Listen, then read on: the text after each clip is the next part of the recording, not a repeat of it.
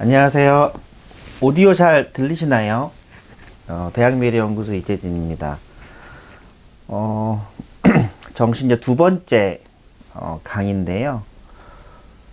정시가 이제 수능을 준비하는 뭐 학생들 같은 경우에 이제 얼마 안 남았죠. 이제 20일 때인데 많이 부담되기도 하고요. 저도 이제 긴장이 되기도 합니다. 저도 이제 여러 가지 데이터를 좀 준비하면서 뭐 올해 입시 흐름은 어떻게 되겠구나 뭐 그런 자료도 뭐 만들고 뭐 그러고 있거든요. 정시는 항상 수시보다 긴장도가 큰 부분이기도 합니다. 우선 이제 이 첫 시간 같은 경우에는 우리가 성적표를 받았을 때 표준 점수가 뭔지, 백분위가 뭔지, 그리고 등급이 뭔지, 그리고 이제 정시에 대한 일반적인 용어들에 대해서 좀 우리가 살펴봤고요. 그리고 이제 정시 모집 특징에 대해서 좀 살펴보도록 하겠습니다. 우리 애들이 대학 가는 시기가 딱 세 가지가 있습니다. 수시하고 정시하고 추가 모집이 있는데, 보통 우리가 추가 모집 얘기를 잘 안 하죠. 근데 알아두시면 나쁠 것 같지 않아서 제가 정리를 했고요. 원서 접수 시기, 그러니까 대학들이 이제 문을 활짝 여는 시기가 있어요. 9월, 그러니까 수시 같은 경우에는 9월, 정시 올해 같은 경우에는 12월 말부터 1월 초까지, 추가 모집 2월 말입니다. 그러니까 아이들은 제가 앞 시간 때 말씀드렸지만 이건 4년제 대학 기준이에요. 4년제 196개 대학 기준입니다. 산업대, 뭐 특수대학은 여기 해당되진 않아요. 뭐 한국에너지대학인가 저기 나주에 있는 거기, 그리고 뭐 한국예술종합학교 이런 데는 이 부분에 해당되진 않습니다. 자, 1인당 지원 횟수는 수시는 6번이에요. 6개 대학을 쓰는 것이 아니라 6건입니다. 6건 수시는 한 개 대학에 6번을 다 쓸 수도 있다고 그랬습니다. 정시도 3회예요. 3개 대학이 아니라 3회입니다. 예를 들어 이제 이 앞 시간에 말씀드린 것처럼 우리가 정시는 3층으로 구성되어 있다고 그랬잖아요. 1층, 2층, 3층. 가군, 나군, 다군. 뭐 중앙대 같은 경우는 1층, 2층, 3층. 뭐 가천대 같은 경우도 1층, 2층, 3층. 물건을 다 팔고 있습니다. 그러니까 뭐 가나 다군에 모두 중앙대를 뭐 지원할 수도 있죠. 아니면 무슨 가군의 경희대, 뭐 나군의 중앙대, 다군의 외대 경영 이렇게 쓸 수도 있습니다. 추가 모집은 무제한이에요. 무제한. 그리고 작년 기준으로 지원자가 45만이 안 됩니다. 그리고 얘가 더 중요한데요. 정시 설명회를 가보면, 저도 이제 예전 입시기가 있을 때, 저도 좀 반성하는 차원에서 좀 말씀드리지만, 수능 큰애 입시를 치러보신 분들은 지금 코로나 되기 전에 정시 설명회를 가보게 되면 대부분 이제 일부에서 뭘 하느냐면 수능 난이도 분석을 해요. 그리고 대학들이 어떻게 선발하는지 얘기하죠. 그런데 정시 모집에 얼마큼 애들이 지원하는지 얘기를 잘 안 해줘요. 이게 사실은 계산하기가 좀 까다롭거든요. 아이고, 네, 죄송합니다. 이게 왜 중요하냐면, 정시 같은 경우에는 지원자가 얼마인지 알아야, 내 경쟁자의 규모가 얼마인지 알아야 내가 지원 전략을 세우는데, 이게 지금 얼마인지도 모르고, 예를 들어서 보세요. 수능을 응시하는 학생이 대략 50만 명 정도 돼요. 50만 명. 문제는 거기서 10% 정도 결시율이 있습니다. 그럼 여기처럼 보통 45만 정도 애들이 지원하겠죠. 여기서 수시를 빼보는 거예요. 수시가 보통 20만 정도 있거든요. 4년제 대학 수시가 이제 여러 뭐 덧셈 뺄셈 해보게 되면 20만 정도 돼요. 그럼 여기서 20만 빠지겠죠? 24만 남습니다. 또 2, 3년제 수시 가겠죠? 그리고 일부는 또 아예 정시도 쓰지 않고 재수를 하겠죠. 그리고 빠지고 남은 인원이 14만 명 정도 정시에 지원을 하고요. 정시 인원은 제가 앞 시간에 말씀드린 것처럼 수시에서 다 못 뽑아서 정시로 넘어갑니다. 그럼 작년하고 재작년 같은 경우에는 전국대학교 정시 모집 인원이 10만 명 정도 됩니다. 보통 7만, 8만이라고 알고 있는데요. 10만 명이에요. 그럼 보세요. 경쟁률이 얼마 안 되잖아요. 10만 명 정도 되는 정시 모집에 14만 명이 치고받고 싸우는 거예요. 여긴 사실 20만 명이거든요. 수시 모집의 정원이 대략 20만 명. 여기는 2대1이 좀 넘죠? 이건 1.4대1밖에 안 되죠. 그래서 경쟁률로 봤을 때는 정시 모집이 실질 경쟁률 되게 낮아요. 해볼 만한데, 자꾸 이거는 정시는 뭐 일부 고등학교에서 이제 어떻게 얘기해요? 저도 이제 아직도 그 얘기를 하는데, 뭐 저도 이제 그 고등학교 다닐 때 학교 선생님들께서 니들은 뭐 졸업생 때문에 안 돼 뭐 이런 얘기 하면서 겁을 주시잖아요. 그러니까 애들이 자꾸 이걸 자꾸 두려워해요. 정시 모집이 어렵겠지, 뭐 정시 모집 쉽지 않을 거야 이런 얘기를 하는데, 우리가 잘 생각해 보게 되면 그냥 우리가 좀 편하게 생각을 해볼게요. 2018, 2019, 2020, 뭐 2017까지 포함하게 되면 그때는 정시가 되게 작았단 말이에요. 대부분 대학들이. 그럼 모집 인원이 작으니까 입결이 높을 거 아니에요. 뭐 100명 뽑는 게 아니고 50명을 뽑아버리니까. 그러니까 지원자 입장에서는 100명이 편한데 50명이 되게 되면 내가 들어갈 자리가 줄어들잖아요. 그러니까 최근 3년 동안에 대학들의 정시 모집의 입시율가 계속 높아지는 거예요. 정시가 작아지니까. 그런데 정시가 늘어나는 추세잖아요. 올해도 좀 늘었고, 좋은 대학 기준으로는. 그러면 모집 인원이 늘었다는 건 내가 갈 수 있는 성적대가 좀 낮아질 수 있다라고 이해할 수 있는데, 이 현상은 보통 얘기하지 않고 정시가 어렵네, 뭐 입시 결과가 높네, 뭐 재학생은 안 되네, 뭐 이런 얘기를 하니까 자꾸 애들이 정시를 공부 안 하거든요. 여기 보고 있으면 애들이 이제 재학생은 수시에 이제 보통 올인을 하고 떨어지면 그때 뒤늦게 이제 재수를 하는데, 제가 이 부분을 제가 앞 1회 때 말씀드렸지만, 보통 수시 모집에서 올인하는 학생들의 특징이 보통 보세요. 7월에 기말고사 끝나고, 그러면은 8월 자기소에서 쓰고, 9월 원수업소하고, 그럼 10월 뭐 면접 준비하고, 11월에 뭐 면접 보고 뭐하고 발표가 12월에 난단 말이에요. 떨어지면 보세요. 이 학생은 7월까지 공부는 했어요. 내신 준비. 그럼 8, 9, 10, 11, 12 공부를 안 하잖아요. 그리고 정규만 들어가면 1월에 그러니까 그 재수 선행반이라고 그러죠. 선행반 들어가면 1월. 그 정규만 들어가면 3월이에요. 5개월을 노는 거예요. 5개월을 공부와 담을 쌓고 지내다가 이제 뒤늦게 재수를 하죠. 그럼 이게 저도 매년 이제 졸업생들 만나보게 되면 특히 수시에 올인을 하고 뭐 잘 되면 좋죠. 안 돼서 이제 어쩔 수 없이 재수한 학생들 같은 경우에는 공부를 해본 경험이 낮잖아요. 낮으니까 재수를 해도 되게 버거워해요. 앉아서 공부해본 경험이 없잖아요. 재학생들이 이게 메비우스 티처럼 이게 악순환인데, 수시도 좀 준비하면서 정시도 같이 하게 되면, 뭐 예를 들어 EBS 수능 특강, 뭐 수학 같은 경우에 수원수토 미적이나 수원수토 학동 같은 경우에 다 더해봐도 한 500문제 정도밖에 안 돼요. 그 정도를 다 풀지도 않고 수시를 올인한 다음에 뭐 강제 재수하거나 뭐 내 1년 공부해서 정시한다고 하면 수능을 준비해본 경험이 별로 없으니까 애들도 힘들어하죠.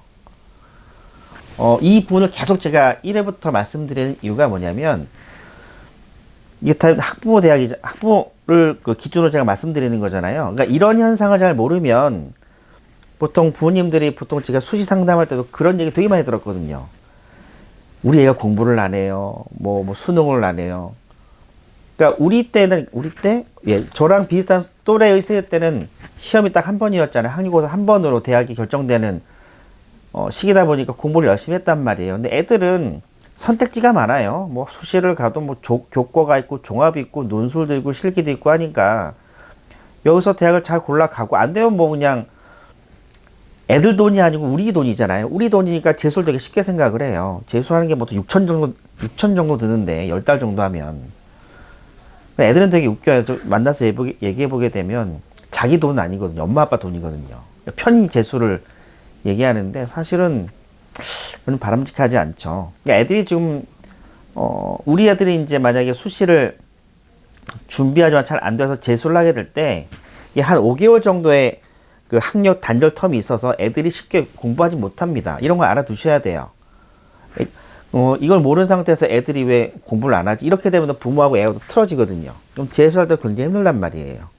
그런 부분들은 좀 알아두시면 좋고요. 뭐, 요 지원자는 파악이 불가합니다. 통계치로 계산할 수가 없더라고요. 제가 해보니까. 수시는 보통 우리가 잘 알고 있는 것처럼 교과, 종합, 논술, 뭐, 예체능이죠. 정시도 보통 수능 위주만 있다고 생각하는데요. 정시의 문을 열면 아주 소수이기는 하나 교과도 있고 종합도 있어요. 이건 뭐 보통의 통상적인 아이들은 쓸 수가 없고요. 보통 우리는 이것만 쓰는 거죠. 추가 모집 다 있습니다. 자, 등록률. 수도권 대학들은 수시는 등록률이 93%예요. 정시는 94.8이고 추가 모집은 62.5예요. 이게 뭐냐면 엄마 아빠가 써서 그래요. 애들이 요거 쓸 때쯤에 보세요. 2월 말이잖아요. 다 재수생 종합반이 가 있어요. 등록률 떨어지죠. 비수도권 계속 떨어지잖아요. 비수도권은. 요거 조심하셔야 돼요. 요거. 이미 이제 수시를 다 쓰고 이제 정시를 준비하시는 분들 같은 경우에는 뭐 지나간 거지만 이제 앞으로 고3이 될 우리 아이가 고1이다 라고 하게 되면 4년제와 전문대, 특수대학 말고요. 4년제와 전문대 수시 합격을 하면 정시 지원이 불가능해요.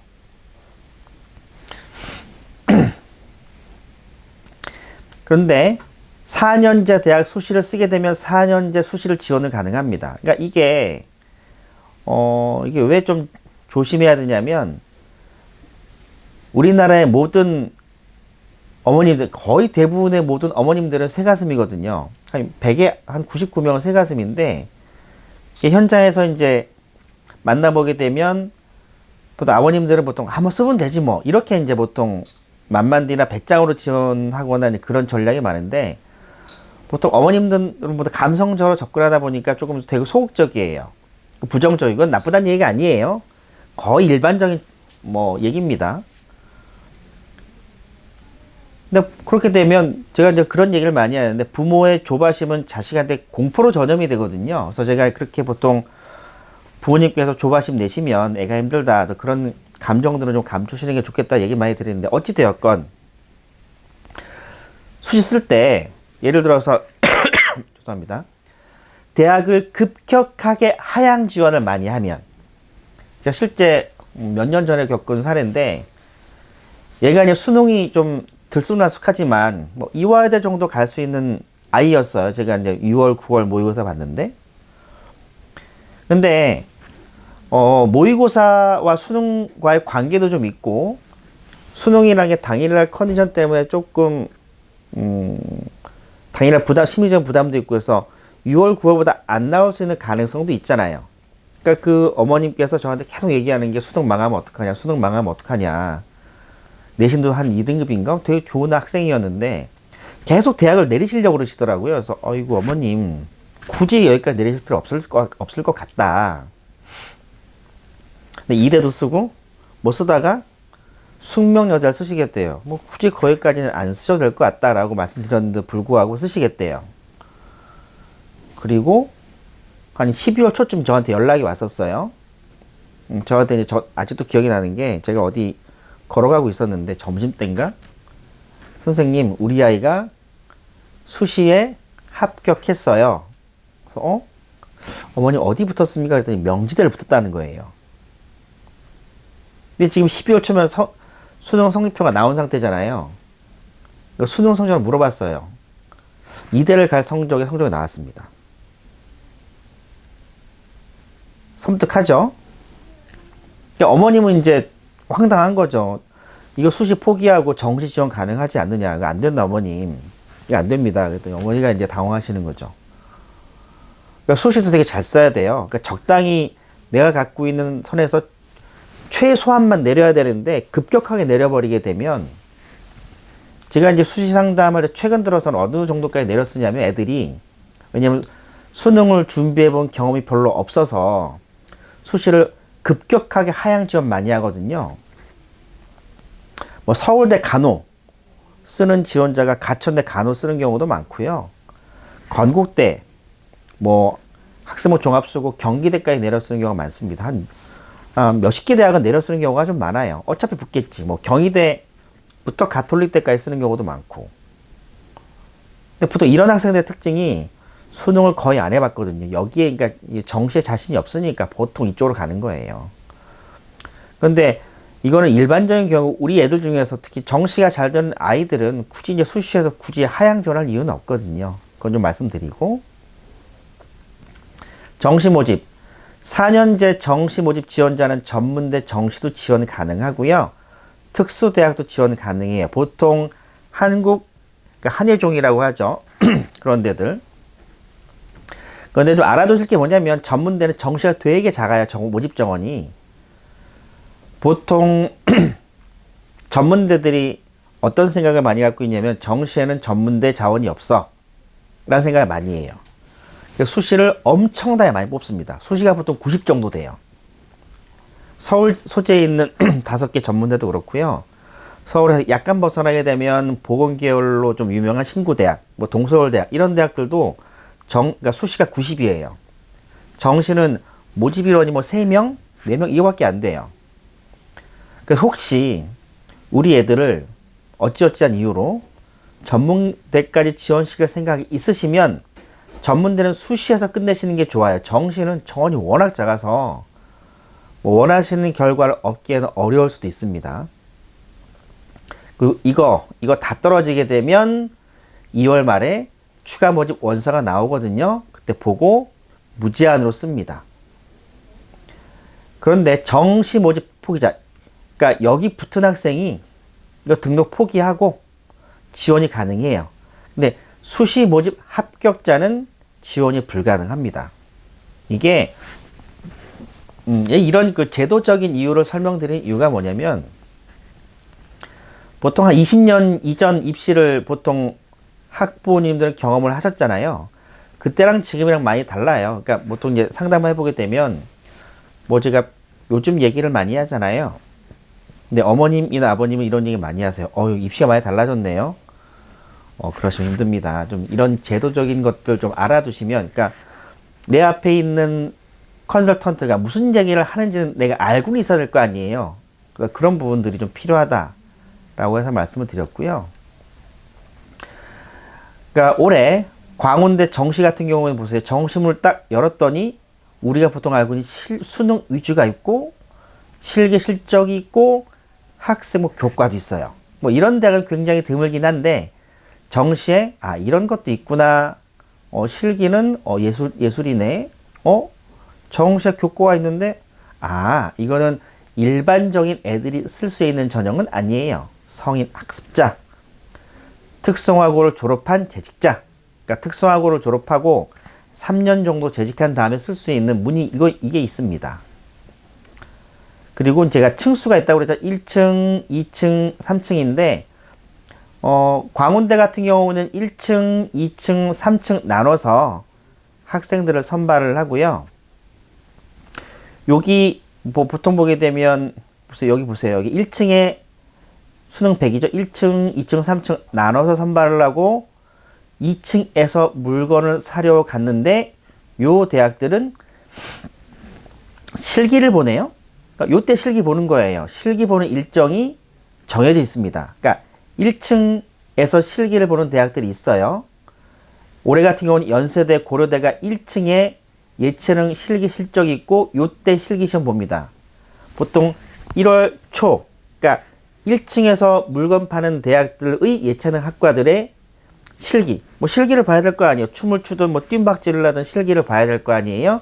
그때는 1월 초, 나구는 1월 중순, 다구는 1월 말입니다. 가나 다구 1층, 2층, 3층에 있는 실기, 그러니까 예술 학과들은 실기 보는 일정이 정해져 있습니다. 올해 서울대 같은 경우는 2층에서 학생들을 선발을 하고요. 2층에서 실기 실적 예술 학과들도 선발을 합니다. 그리고 한예종 한국예술종합학교 같은 경우에는 4년제 대학과 관계없이 지원이 가능합니다. 이거 좀 알아두시면 좋을 것 같고요.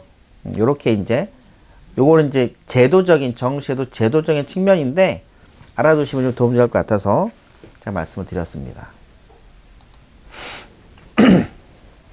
자, 올해입니다. 올해. 이게 제가 이걸 말씀드리는 이유가 뭐냐면 자꾸 이제 정시가 장래라고 해서 제가 한번 통계치를 해봤어요. 올해 기준으로는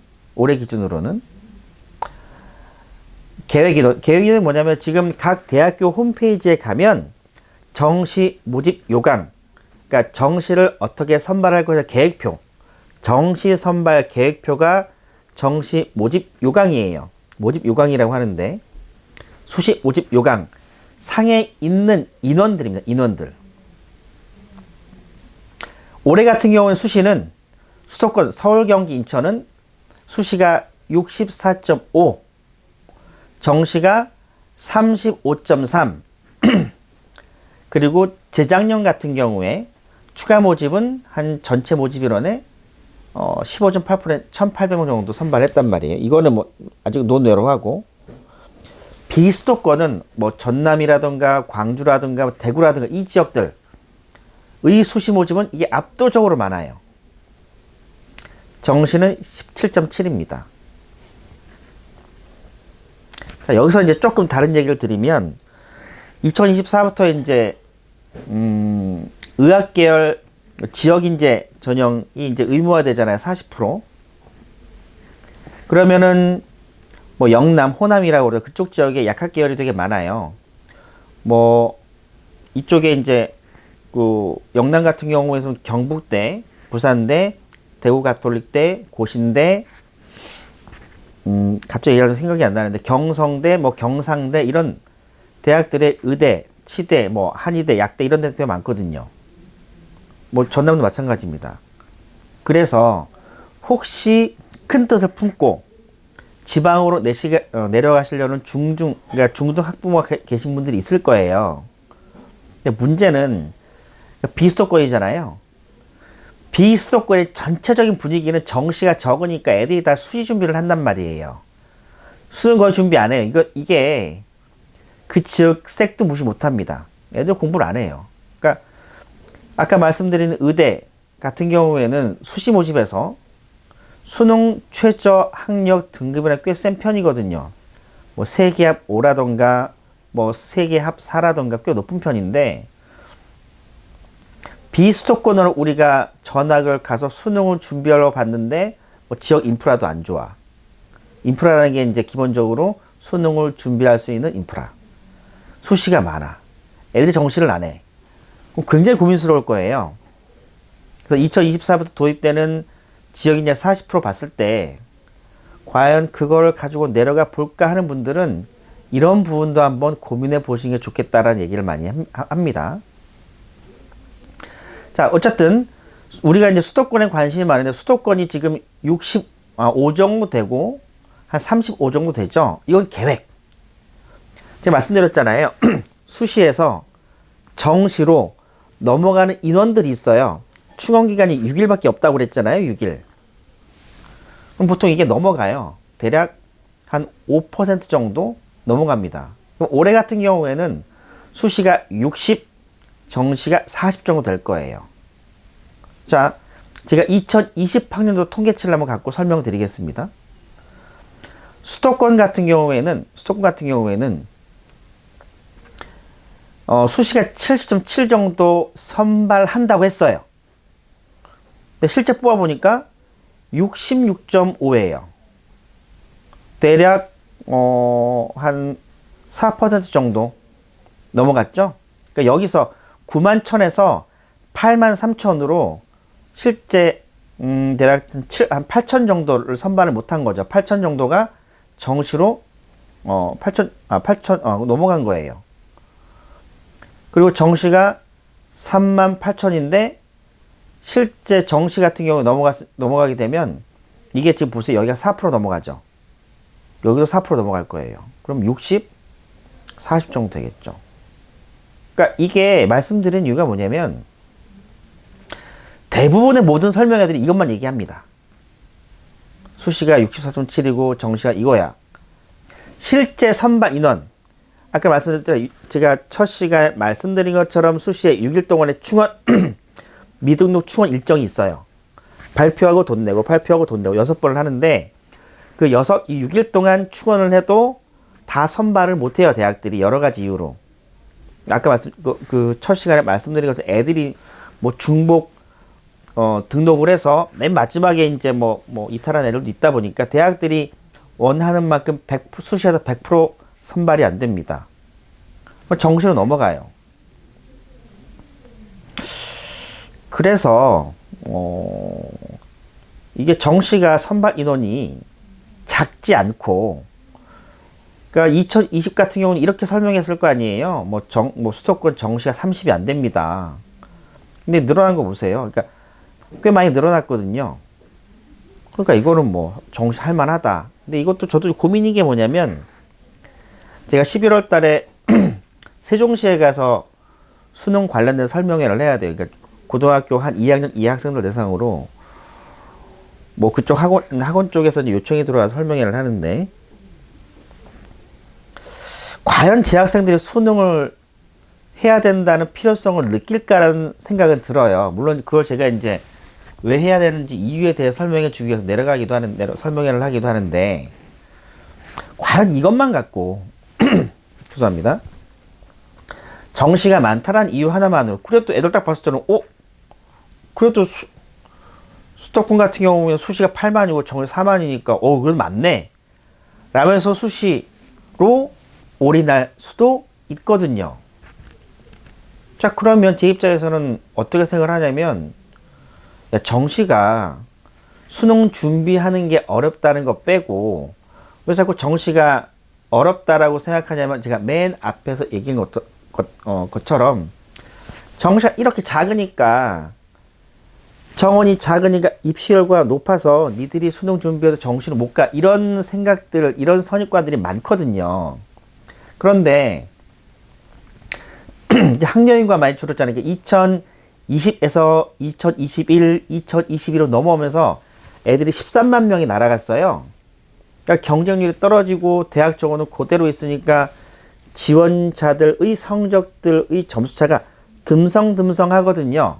그러니까 생각만큼 정시로 대학 가는 성적이 높지 않아요. 예를 들어 제가 충남대, 그러니까 지역 거점 국립대가 예를 들기 편해서 말씀드리는데 충남대 같은 경우에는 인문계는 평균 3등급 정도면 가거든요. 자연계는 4등급, 4등급 3개, 3등급 하나만 있어도 큰 문제는 없어요. 근데 배치표라던가 시중 나온 자료들은 지역 거점 국립대는 너무 높거든요. 서울대하고도 비슷해요. 국민대라든가 동덕여대 같은 경우에는 굉장히 입시 결과가 높게 나오는 것처럼 보이지만 실제 여러 가지 까보게 되면 입시 결과보다도 낮은, 배치표보다도 낮은 성적으로 정시에 지원이 가능하고 합격도 가능합니다. 그러니까 정시가 할만해요. 정시가 성적대가 낮으니까 할만하다는 뜻이에요. 근데 자꾸 수능을 자꾸 안 하니까 애들이 안 해본 곳에서는 부담이 항상 크잖아요. 그러니까 거기서 자꾸 겁먹는 거예요. 애들이 자꾸. 정시가 안 돼. 성적이 안 나와. 근데 이게 제가 항상 애들을 만나보게 되면 이 수능에 대해서 패배의식이 이 머릿속에 남는 순간 애들은 수능할 생각 거의 안 하거든요. 제가 또 걱정되는 게 뭐냐면 이건 이렇게 제가 이제 대학들을 자문하고 이제 대학들에서 어떤 자료를 받게 되면 수시에서 보통 우리 애들이 대학을 가는 게 대학 가서 학문의 뜻 이건 아니잖아요. 그러니까 대학이 고등교육 기관이지만 요즘은 대학이 직업의 장이지 않습니까? 좋은 대학 가서 취업을 해야 돼요. 전국 대학교의 취업률이 평균이 63%예요. 63%. 서울이 67% 가까이 됩니다. 그럼 100명 중에 한 67명 정도만 취업한다는 얘기잖아요. 근데 취업도 학점 순이에요. 예를 들어 간호학과다. 무조건 학점이 좋은 애들이 좋은 의대를 많이 가거든요. 학점 영어예요. 그러니까 지금이야 이제 뭐 워낙 애들이 힘들어서 뭐 대학만 가는 게 장땡인데 들어가서 학점이 잘 나와야 될 거 아니에요. 근데 대학은 얘기할 수 없고요. 수시하고 정시로 들어온 아이들 같은 경우에 학점을 보게 되면 정시로 들어온 애들 학점이 높은 편이에요. 수시보다. 대학 이름은 얘기할 수 없습니다. 특히 자연계는 정시로 들어온 아이들이 학점이 되게 좋은 편이죠. 취업률을 봤을 때 우리나라는 공학계열 취업률이 굉장히 높은 편이거든요. 한 75% 가까이 돼요. 우리나라는 수출 주도형 산업 구조이기 때문에 공대 같은 경우는 졸업하고 뭐 대기업에도 취업이 좀 대학의 수준이 낮더라도 취업이 가능하죠. 예를 들어 이제 죄송합니다. 예를 들어 뭐 특정 대학을 비하는 게 아니라 뭐 광주에는 모 사립대 같은 경우에는 실제 입시력이 되게 낮아요. 뭐 GS 칼텍스라던가 이름만 들으면 알만한 대기업의 자연계도 입사를 다 가능합니다. 우리나라는 아까 말씀드린 것처럼 수출 주도형 산업 구조고 공학계열 그 수요가 많기 때문에 괜찮죠. 취업이 괜찮습니다. 그럼 학점이 좋아야 되거든요. 그럼 자연계 같은 경우는 이걸 좀 해야 돼요. 이런 부분이 좀 있습니다. 좀 멀리 보게 되면. 우리 애들이 당장 이 대학 입시가 뭐 급하기 때문에 뭐 이거 뭐 학점 이거 신경 쓰겠습니까? 많은 저학년이라면 한번 이런 얘기를 부모님께서 한번 해주시면 좋지 않을까라는 생각을 합니다.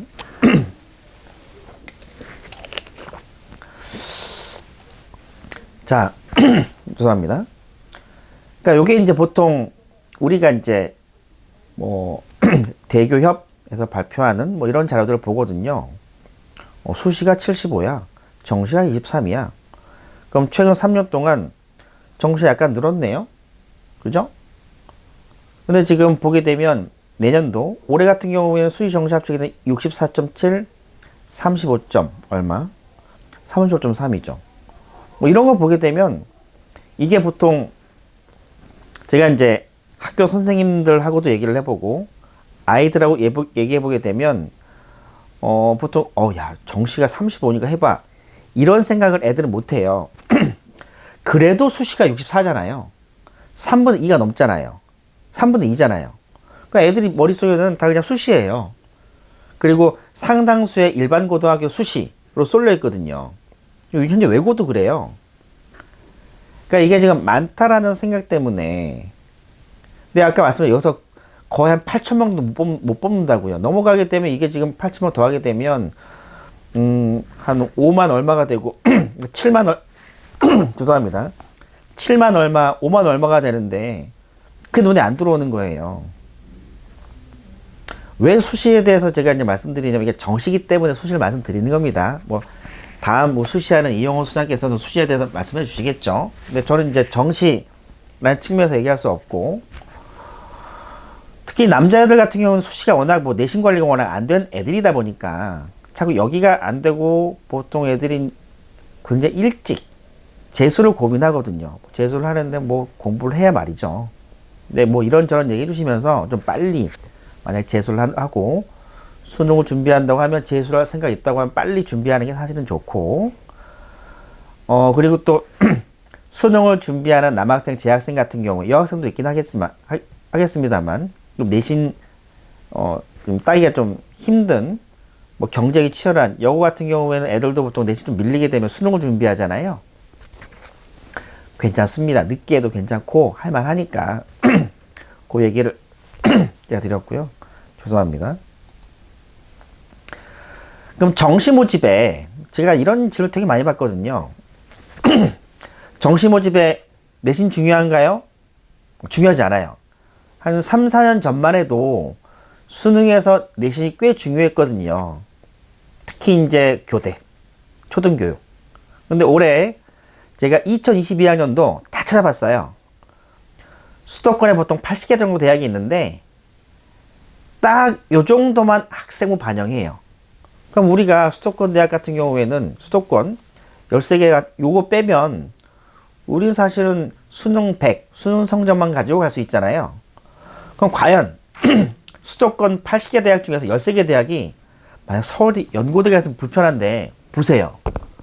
감리교 신학대학, 경동대학, 덕성여대, 루터대, 서울기독교 보통 보통 보시게 되면 종교권 대학들이 좀 많죠. 그리고 우리가 이제 12월쯤 되면 들어볼 만한 대학, 덕성여대, 용인대, 을지대 정도는 내신 반영하는데요. 덕성여자도 일반 학과들이 아니라 예술학과들은 내신을 반영합니다. 근데 을지대는 좀 내신 반영이 좀 있어요. 그러니까 지금 정시에 내신을 무시하고 내신 필요 없이 갈 수 있겠죠? 그 전국에 있는 대학 살펴보니까요. 공립대 딱 2개, 전북대와 한체대만 내신 반영합니다. 이것도 보니까 예술학과들이죠. 그리고 작년까지 내신의 영향력이 좀 컸었던 13개 초등교육과가 올해부터는 학생부가 전혀 반영되지 않아요. 수능과 수능 플러스 면접으로 선발합니다. 그러니까 정시에는 학생부 무관하게 학생부에 대한 부담이 없이 정시 지원해도 관계없습니다. 초등교육도 마찬가지예요. 그러니까 이게 왜 그러냐면 이미 수시에 내신 성적이 좋은 애는 다 납치 합격이 됐을 거 아니에요. 그럼 정시에 내신 등급이 좋은 자원들이 거의 없어요. 그러니까 대학들도 아는 거죠. 뭐 정시에는 뭐 내신보다는 수능 잘하는 애들이 왔을 테니까 우리 뽑자 뭐 이런 느낌이죠. 그래서 정시는 올해부터 학생부에 영향력이 작년도 그랬지만 더 낮아졌다. 학생부가 이렇게 보시면 됩니다. 자, 여기 이제 덕성여대예요. 덕성여대가 제가 학생부가 반영된다고 그랬죠. 체육전형, 수능 위주전형인데 실기고사가 있는 체육학과겠죠. 여기만 들어가요. 나머지는 들어가지 않습니다. 약대 수능 100이에요. 여기도 수능 100, 여기 미술 실기 전형은 학생부가 안 들어가네요. 여기 을지대죠. 을지대가 의정부 캠퍼스가 있고요. 성남 캠퍼스가 있습니다. 그러니까 우리 지역 같은 경우에는 올해 을지대 의정부 캠퍼스를 조금 유심히 받을 필요가 있어요. 이게 지금 성남에 있었을 때는 서울 남부권, 경기 남부권 애들이 많이 갔단 말이에요. 교통이 되게 좋은 편이었으니까. 가천대역에서 내려서 버스 타고 가면 바로 되니까. 근데 이게 이제 요 학과들, 특히 간호, 임상병리, 중독재활복지는 과연 서울 남부권과 경기 남부권 애들이 과연 쓸까도 좀 고민스럽긴 하거든요. 작년과 지원자의 패턴이 좀 다를 거예요, 여기는. 그래서 입시 결과가 좀 달라질 것 같기도 하니까 우리 지역 같은 경우에는 을지대 의정부 캠퍼스의 요 학과들은 잘 보실 필요가 있다. 특히 간호학과는 우리가 눈여겨볼 필요는 사실은 있습니다. 여기가 학생부가 좀 들어갑니다. 참고하시고요. 이게 의정부 캠퍼스는 의정부 미군지대랍니다. 미군부대 또 내 땅을 불화받아가지고 여기 지은 거예요. 지은 거고요. 교통은 조금 안 좋은 것 같아요. 제가 보니까. 그래도 의정부는 어디예요? 의정부는 뭐 좋죠. 그리고 13개 교육대학입니다. 초등교육입니다. 보게 되면 학생부가 하나도 반영되지 않아요. 하나도 반영되지 않고요. 보시면 교대는 면접이 이렇게 있죠. 면접이 있는데 이렇게 면접이 뭐 4%면 아주 특별한 일이 없는 한 교대 면접에서 떨어지지는 않겠죠. 춘천교대 같은 경우에 수능 100이에요. 작년에는 면접이 있었는데 이게 지금 면접을 또 올해 같은 경우에는 작년도 그랬지만 아마 지금 코로나 때문에 이것도 온라인으로 할 거예요. 작년에 춘천교대 면접 보니까 문제를 띄워놓고 몇 분 이내로 몇 분 이내 답변으로 촬영을 해서 업로드하는 형태였거든요. 작년에는 뭐 착한 사마리아인법이 나왔었는데 변별이 되겠습니까? 특히 이제 제가 뭐 재밌는 얘기 듣게 되면 요거 면접 동영상 찍는 특히 실기, 여기, 요런 데 있잖아요. 예술 쪽. 실기 같은 경우에는요, 기가 막히게 찍어주는, 업체들도 강남에 꽤 많더래요. 꽤 단위수도 큽니다. 네. 근데, 이렇게 있습니다. 학생부 반영하는 대학들 뭐 이렇게 돼 있고, 뭐 많진 않습니다. 알아두시면 좋을 것 같고요. 자, 이제 정시 모집금 선발인데요. 이건 뭐냐면 말씀드린 것처럼 1층, 2층, 3층이에요. 건국대 같은 경우는 1층, 2층, 3층 모두 학과에 선발을 하죠. 경기대는 3층에서만, 경희대는 1, 2층에서만, 고대 1층, 광운대 2, 3층. 인문 쪽입니다. 인문하고 자연하고도 달라요. 그러니까 이게 지금 부모님들께서 좀 당황해 하실 수도 있는데, 자 보세요. 가톨릭대 있고 뭐 건국대 같은 경우는 인원이 여기는 보세요. 인문은 나군에서 제일 많이 뽑죠. 건국대 자연계는 1층에서 제일 많이 뽑아요. 경희대는 인문은 1층, 자연은 2층이에요. 광운대는 인문계는 2, 3층, 자연계는 1, 3층. 이런 대학들이 되게 복잡하거든요. 아니 왜 이렇게 층을 해놨느냐. 이건 이유는 딱 하나예요. 그러니까 경쟁 대학과 최대한 군이 겹치면 안 되거든요. 겹쳤을 때 내가 득볼 게 없거든요. 예를 들어서 가장 대표적인 대학이 서울대와 연고대. 서울대와 연고대가 같은 층에 있으면 어떻게 되겠습니까? 애들이 특별한 일 없으면 적당히 성적이 되면 서울대 쓰겠죠. 서울대 다음에 연고대 애들 쓸 거 아니에요. 같은 층에 있으면. 그럼 자연스럽게 서열화가 되잖아요. 대학들 그거 싫거든요. 그러니까 층이 달라지게 되면 지원하는 것도 달라지니까. 뭐 층이 달라지게 되면 또 뭐 예를 들어서 뭐 좀 표현이 그렇죠. 프로모션을 하건 뭐 어찌저찌 하긴 해서 뭐 서울대 자원을 뺏어올 수도 여러 가지 방법이 있거든요. 뭐 그런 것들이 뭐 수능 영역별 반영 비율이라든가 뭐 가산점이라든가 변환 표준 점수라든가 뭐 이런 것들, 그런 것들로 해서 경쟁 대학의 자원을 뺏기지 않으려는, 학생을 뺏기려지 않는 대학들의 의중이 담겨 있는 게 다 1층, 2층, 3층의 배치예요. 덕성여대도 1층엔 없고 2층에 인문이 있고 덕성 1층에 자연계가 있잖아요. 사실 요거는 제가 입시 공학적인 관점으로 봤을 때 군 배치 잘못한 거예요. 바뀌어야 되거든요. 그래야 덕성여대가 입시 결과가 좋아지는데, 이렇게 하면 우리 입장에서 땡큐인 거죠. 우리 입장에서는 덕성여대 가군 입시 결과가 생각만큼 높진 않습니다. 자연계가 이게 높진 않아요. 우리 입장에서 땡큐인 거예요. 대학 입장에서 입시 결과가 좀 낮은 결과가 좀 되겠죠. 동국대는 1, 2층에서만, 동덕여대는 2, 3층. 그러니까 동덕여대 같은 1층에서 안 뽑는 이유가 뭐냐면, 뭐 성신여대도 있고 뭐 다른 대학들이 있거든요. 뭐 자원이 계속 겹치니까 이제 그쪽 피해서 되는 거라고 전 이해를 하고 있습니다. 명지대는 여기 있게 있죠. 그러니까 명지대는 조심하실 게, 여기가 지금 서울 소재 대학만 했는데 명지대 자연계는 보통 용인에 있어요. 근데 서울에 두 개 학과 정도만 자연계 학과가 있거든요. 두 개 학과 있습니다.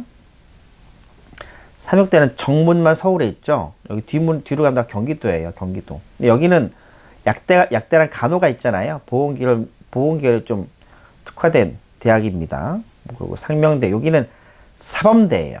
사범대. 근데 이런 거 우리가 다 외울 필요가 있나요? 우리는 외울 필요가 없어요. 학부모 입장에서는 외울 필요가 없는데, 만약에 컨설팅을 한다 라고 하게 되면 뭐 그럴 이유가 없죠. 제가 어제 오늘 문자를 하나 읽어 드릴게요. 어떤 문자냐면, 어제 이제, 그러니까 저도 이제 입시 교육을 여러 군데서 많이 하는데, 어제 이 학부모님께서 참 드라마틱한 문자를 보내주셨어요. 뭐냐면, 안녕하세요 선생님. 전에 강의를 듣던, 이런 입시 강의를 듣던 학부모입니다. 저도 입시 교육을 받는데 학생이 제 얘기를 하면 안 듣습니다. 이러면서 이제 그 뒤에 문자가 나오는데 이게 뭐냐면 뭐 제가 동대문에서 다른 회차에서 이런 얘기를 드린 것 같은데 엄마 아빠 말을 잘 듣는 아들은 옆집 아들이지 우리 아들이 아니거든요. 무슨 얘기냐면 부모가 아무리 전문가라도 가족과의 관계에서 그냥 엄마 아빠일 뿐이에요. 저 사람이 저도 이제 그런 상황인데 제가 뭐 TV 인터뷰에서 뭐 YTN에 나오고 뭐 나와도 제 아들 딸 입장에서 그냥 아빠거든요. 아무것도 아니에요 그냥. 그러니까 우리가 이제 이 교육을 받고 우리 자식을 상담하는 것보다는 남의 자식을 상담하는 게 사실은 맞아요. 이게 이 문자처럼 서로 품앗이를 하는 거죠. 그러니까 만약에 예를 들어서 옆집하고 우리 집이 있으면 우리 집은 옆집 아이, 옆집은 우리 아이를 봐주는 거예요. 그리고 우리는 과연 그 상담이 제대로 되는지 확인 정도만 하는 거죠. 그러니까 우리는 이것들 지금 제가 방금 드린 1층에 뭐가 있고 2층에 뭐가 있고 3층에 뭐가 있고는 학부모 입장에서는 모르셔도 돼요. 왜냐면 동대문 오게 되면 다 이런 거 고려해서 너는 1층에 어디를 써, 2층에 어디를 써, 3층에 어디를 다 얘기를 해주거든요. 근데 우리가 그게 아니라 컨설턴트의 입장이라면 그리고 상담 퀄리티를 조금 더 좋게 받을 거면 이게 무슨 뜻이냐면 만약에 이런 사실을 모르면 그냥 뭐 상담 받으러 가서 그냥 쭉 앉아 듣고 오는 거예요. 그런데 저도 이제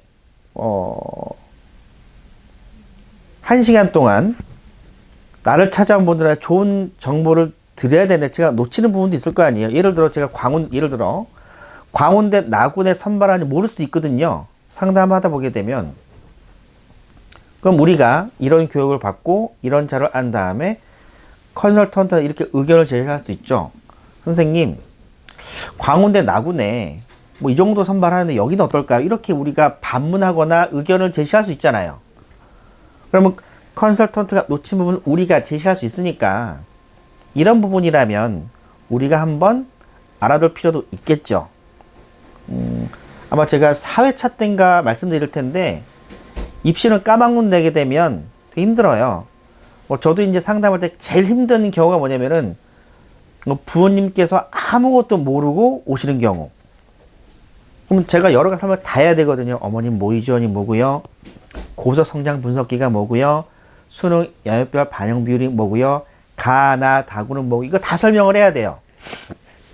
보세요.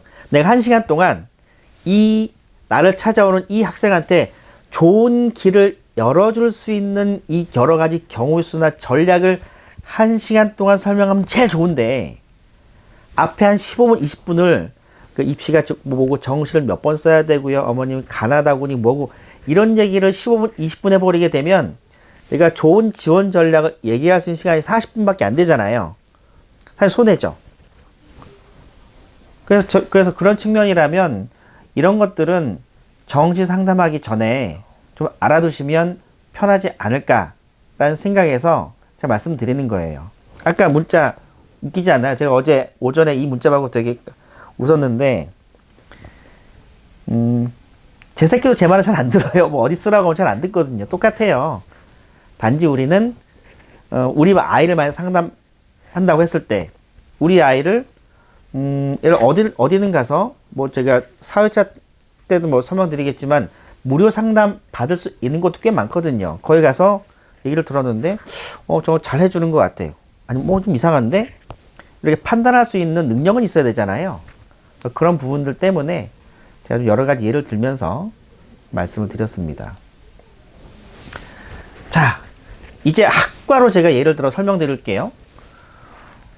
명지대란 대학은 인문은 2층과 3층에서 선발을 하고요. 자연계는 1층과 2층에 선발을 해요. 보게 되면 인문은 서울 캠퍼스에 있거든요. 아, 이런 학과들이 어문학부 이게 있구나.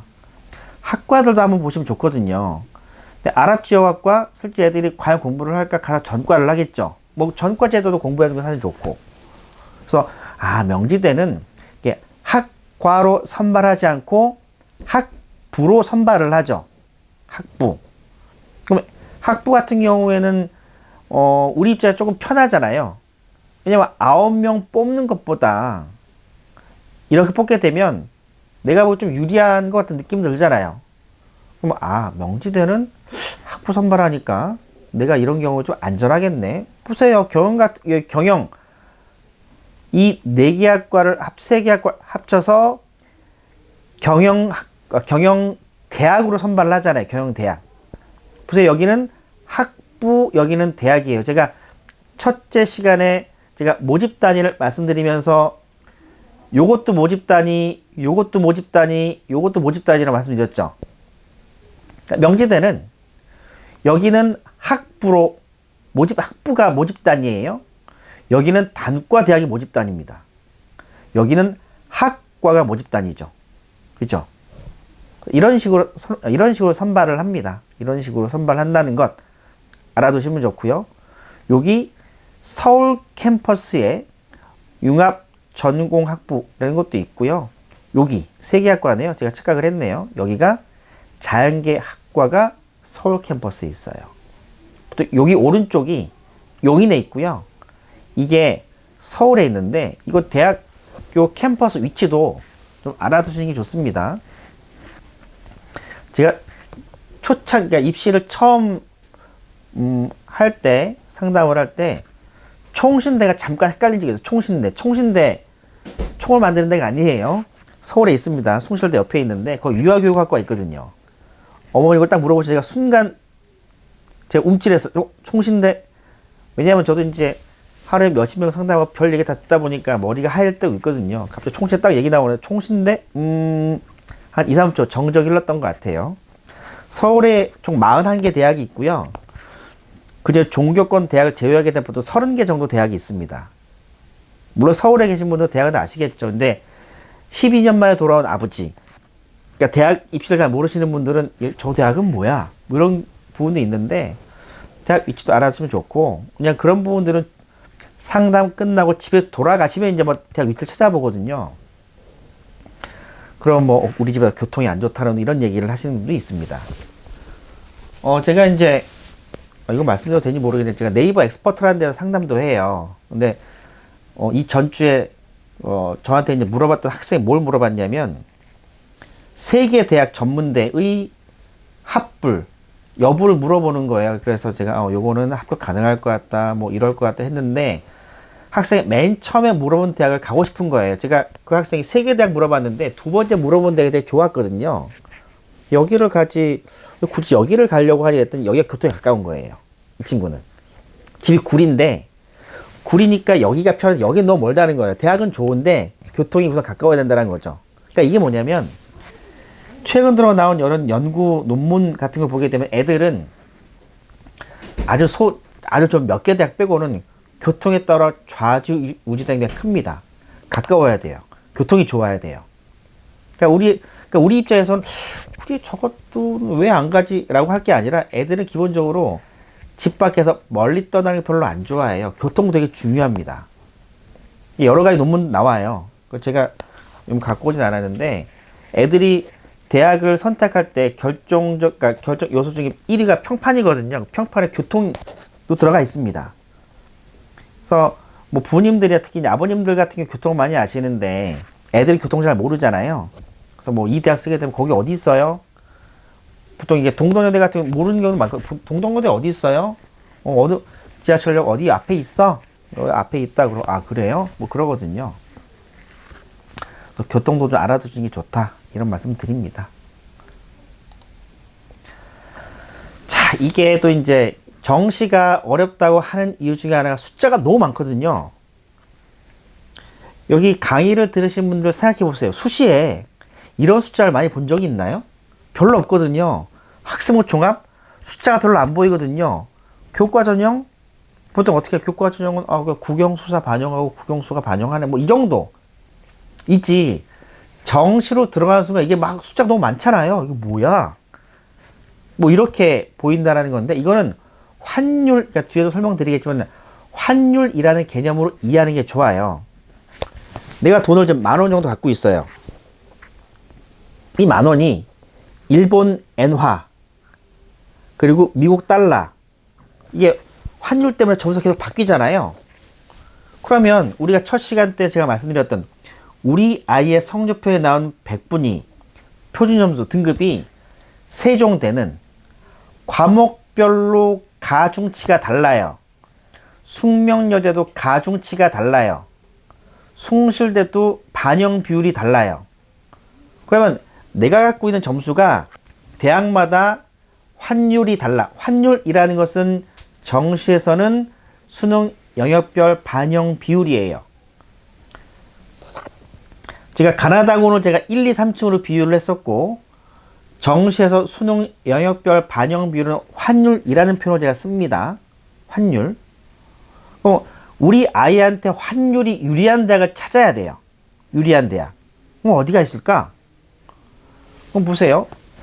예를 들어 세종대 같은 경우에는 국어를 25%, 수학을 35%, 영어를 20, 과학을 25 반영해요. 그러면 이거 두 개 합치게 되면 얼마인가요? 60, 70. 죄송합니다. 다시 볼게요. 그러니까 얘를 보게 되면 두 개 합치면 60 정도 됐잖아요. 60. 그러면 세종대 같은 경우는 수학, 과학 잘 본 애들은 되게 유리한 편이거든요. 우리 여기 같은 영어가 20이잖아요. 20. 영어를 잘 본 애들이 봤어. 여기 30, 예체능이네. 대부분 대학들이 다 20 반영하죠. 그럼 2급 대학, 세종대, 숙대, 숭실대에서는 영어 때문에 내가 득을 볼 수 있는 환율은 아니에요. 자, 그런데 인문계를 보겠습니다. 인문계 예를 좀 편할 수도 있을 것 같아가지고 인문은 여기 탐구 20이에요. 20. 여기도 20. 여기도 20이네요. 그러니까 인문계 요급 대학들은요. 영어랑 탐구는 20, 40 정도 되는 거고요. 국어하고 수학이 좀 갈리나? 볼게요. 세종대는 국어 60, 국어 30, 수학 30의 환율 기준을 갖고 있고요. 여기 인문계, 여기 35네요. 여기 25. 그럼 국어를 잘 본 애들은 숙명여대 환율이 유리하겠죠. 세종대는 국어하고 수학 성적이 비슷한 애가 환율이 유리하겠죠. 환율 차이잖아요. 또 여기는 특이하게 숭실대는 인문 쪽이 환율이 또 두 개예요. 국어가 25, 수학 35. 국어 35, 여기 25. 이건 뭐냐면 경영, 경제, 상경 계열은 수학을 좀 더 많이 반영하고 여기 적게 반영하는 거예요. 복잡하죠? 이걸 다 외우실 필요는 없고요. 동대문에 오시면 이 환율 체계로 다 우리 애들을 환율 기준으로 점수가 산출된 다음에 그 기준으로 우리 아이한테 맞는 대학을 정해줄 거예요. 물론 이것도 보셔도 됩니다만 이 수능 영역별 반영별 이 환율을 잘못 이해하시는 분도 계세요. 잘못이라기보다는 사실 우리가 잘 몰라서 그러는 건데 예를 들어 숭실대를 예를 들어 볼게요. 인문계인데 국어 비율이 낮잖아요. 국어 25예요. 수학 35예요. 영어 22예요. 사과탑 20이에요. 딱 보게 되면 제가 이제 이런 분도 봤는데 어느 어머님께서 어느 학부모께서 이렇게 저한테 얘기를 하시더라고요. 선생님, 우리 아이가 국어를 좀 망치고 수학을 잘 봤는데 숭실하다 보니까 이건 우리 아이를 위한 대학 같다. 쓰겠다. 라고 말씀하셔서 성적이 얼마 되는지 물어봤어요. 국어 4, 4등급, 수학 3, 영어 3, 탐구 3이에요. 그럼 숫자 보게 되면 인문계인데 국어가 낮고 수학이 높으니까 반영 비율은 맞는 것 같아요. 그죠? 근데 숭실대는요, 보통 평균 2등급 정도 되는 애들이 가는 거거든요. 그러니까 숭실대는 2등급 범위 내에서 국어가 좀 처지고 수학이 좀 잘 나온 애들이 가는 건데 이게 학부모님들 같은 경우는 이 대학의 선호도에 따라서 이게 얼마짜리 대학인지 제가 조금 입시랑 다른 표현을 많이 쓰는데 지금 이해하기 쉽게 표현 드리는 거예요. 뭐 숙명여대가 좀 더 비싸죠. 선호도가 높죠. 숭실대보다. 숭실대는 2등급. 그러니까 뭐 이게 등급하니까 자꾸 한우가 생각이 나는데 한우가 1등급부터 9등급까지 있나요? 잘 모르겠지만 여기는 그 1에 가까운 2 정도 되고요. 1에 조금 먼 2예요. 여기는 약간 먼 2. 그러니까 고성적대에서 국어가 좀 낮게 나오면 여기, 국어가 좀 좋게 나오면 여기, 이거죠. 환율이에요. 환율. 대학마다 대부분 다 다르고요. 요것도 다르고 탐구수도 다르고 막 그래요. 서울지역대학에서 탐구가 하나 반영하는 대학은 상명대 정도 있습니다. 상명대 탐구 1개예요. 대부분 대학 탐구 2개죠. 그리고 한국사 가산점, 또 어떤 대학들은요 수도권으로 가게 되면 한국사 하나를 탐구로 반영해 주는 대학들도 있습니다. 또 수도권을 가면 환율체계가 달라가지고요 국수영 중에서 하나를 버릴 수도 있어요. 뭐 서울은 그런 대학은 거의 없습니다. 하나 있긴 하네요. 그래서 각 대학마다 수능 영역별 반영 비율이라는 환율 체계가 달라서 우리 애들 성적이 각 대학마다 다 달라지는 거예요. 특히 영어 같은 경우에는 9개 등급밖에 안 나오잖아요. 그럼 대학들이 저 9개 등급을 대학들은 어떻게 20으로 만들지? 그거는 대학마다 1등급부터 9등급까지의 가짜 점수를 부여해요. 영어 1등급이면 우리 대학은 몇 점, 어느 대학은 몇 점, 이렇게 점수를, 가짜 점수를 대학마다 다 다르게 기준을 정해 놓습니다. 영어의 환율체계가 다른 거죠. 그래서 점수가 다 달라집니다. 그래서 이게 좀 어렵죠. 한번 보고 잊으셔도 돼요. 자, 세종대 보겠습니다. 세종대 같은 경우에는 국어가 30, 수학은 뭐 어떤 과목을 해도 30, 영어가 20, 탐구는 20이에요. 자연계는 창의 소프트학부, 컴퓨터학과 제외하고 여기는 과탐을 지정했네요. 여기 수학 35고, 창의 소프트학부는 여기는 과탐이 10이에요. 수학이 35죠. 다르잖아요. 요거는 이게 학생부 종합하고 또 맞는데 소프트웨어학과잖아요. 소프트웨어학과는 서류평가할 때 과학은 잘 안 봅니다. 과학은 잘 안 보고요. 수학, 영어 많이 봐요. 코딩 해야 되니까 영어 다 쓰잖아요. 많이 보죠. 제가 이제 여기를 봤을 때 세종대 뭐 입학처에서 들어보니까 그럼 이렇게 되면 교차 지원하는 인문계 애들이 많을 거 아니에요. 그죠? 왜냐면 여기 사탐도 들어오고 여기 확통 들어오니까 들어와서 인문 쪽으로 전과를 많이 한대요. 제가 들어보니까. 그래서 세종대 학교의 창의 소프트학부 교수님들은 별로 안 좋아하시더라고요. 이게 지금 숙명이 됩니다. 굉장히 복잡하죠. 이게 왜 그러냐면 죄송합니다. 학과마다 이해관계가 달라서 그래요. 보통 이렇게 수능 영역별 반영별 환율체계가 다른 경우가 보통 국립대도 이렇거든요. 국립대는 수능 최저도 학과마다 조금씩 달라요.